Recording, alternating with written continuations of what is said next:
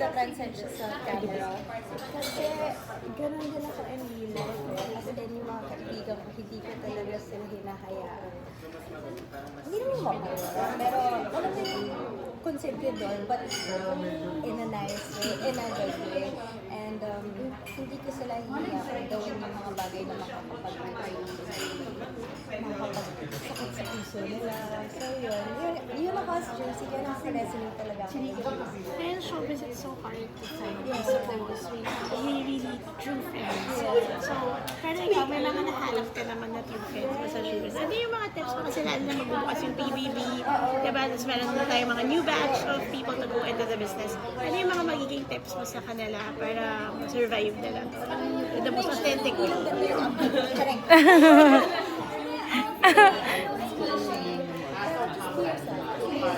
Kasi may kita ng tao yan, may kita ng tao.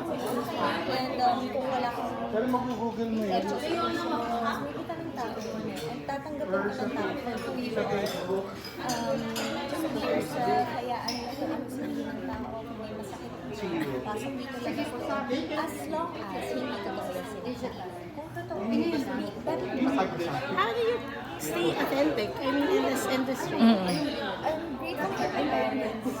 Siyempre, also, Baka kasi nire-recycle kasi. the way yung upbringing ko with them, I was really grateful na sila yung parents. I am the way I am right now is because of them. Thank you so much. Tawag dito, di ba nasisepang yung mga tao na tapos na yung Can't Buy Me Love? So, yung mga cast din ba? Ikaw ba may mamimiss ka ba? Sino yung mamimiss mo ba yung Don Bell? Actually, kakatext lang nila na may ganap na tonight. So, magkikita ko rin na. Tuesday today. So, Yes. Tuesday. So, Tuesday with the best friends. Saturday. Pagod ka. Ayan. Bakit delete? Hindi, actually, well, every day is Tuesday. So, Nakalusot agad. the way din ako after neto, punta ka doon. Sana andun pa sila. Baka mga lasing na yung mga yun. So, yung character mo dito, sa tingin mo ba, yung next na gagawin mo, sa tingin mo, parang more on ganong character na din ulit? Or try ka ng bago naman? Well, hoping na may bago. Pero kung ganun pa rin, I will take the challenge.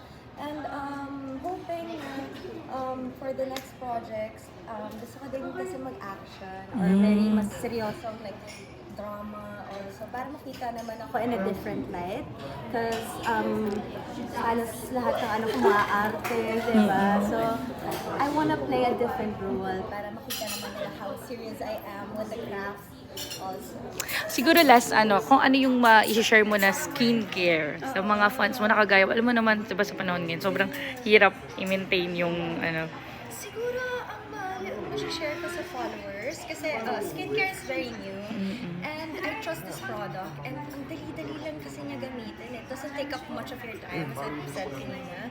So I hope na magustuhan niya yung product na to because I love it also. We all love it. Distributors love it. So yeah, I can't wait to share with you the journey of skincare. Thank you!